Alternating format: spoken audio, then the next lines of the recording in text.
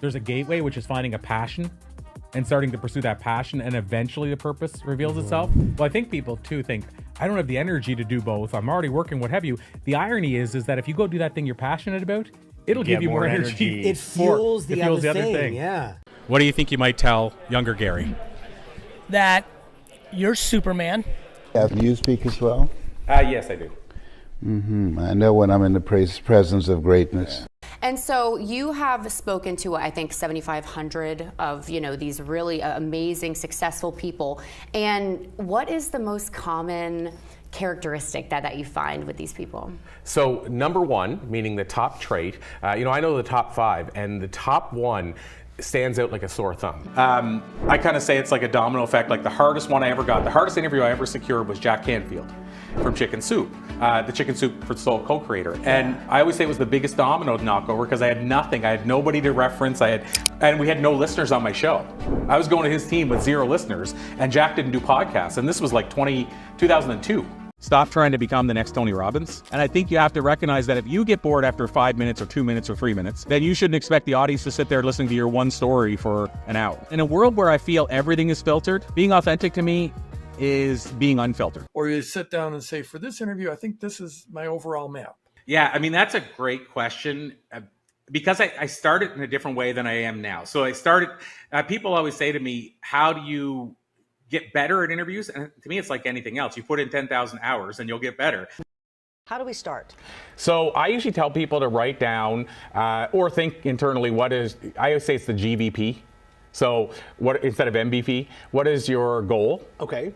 Write this down, everybody. Write this down. Write this down. GVP. And so a lot of people would say they can't find their passion, so how are they going to figure out what they like doing? So what I get people to do is start writing down a list. So pen and paper I like, but you can do it whatever way you want. But write down a list and basically start putting these things down. So answer these questions of, what would you do if you retired?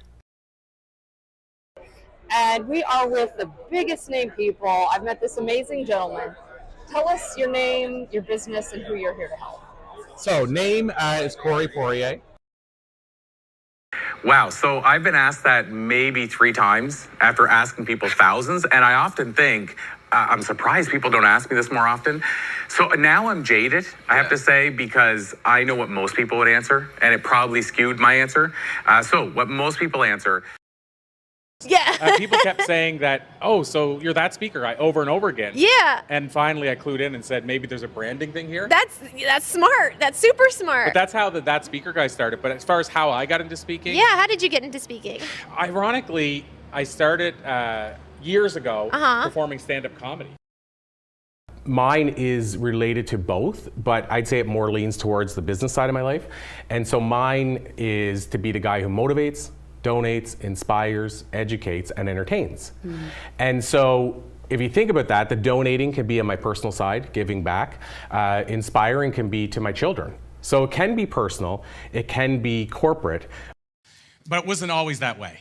So I grew up in a small town. I was raised by a single mother, barely graduated high school. One of my teachers gave me a 49+1. Thank you, Mr. Gunn, for allowing me to graduate. But speaking is what changed the game for me. So when I discovered my passion for speaking, and I didn't come around that too easily either. My first time on stage, I forgot to turn the mic on. Yeah, so there's 2 answers to that. There's one, they hit rock bottom and say, I need to make a change. I hate to say it, but that's the easier one, because once they're there, it's like, just show me what are the answers. I would say the better scenario is to realize something's missing in your life and do it as we like to call a side hustle. And so what I try to do with this book is have it become spirituality for the rest of us. So how do we reach the truck driver who's like, that's all witchcraft? How do we reach that person? And so I'm hoping this book eases that in for people, but it's within a story. And also by Robert being a skeptic, the person reading it goes, yeah, I am too.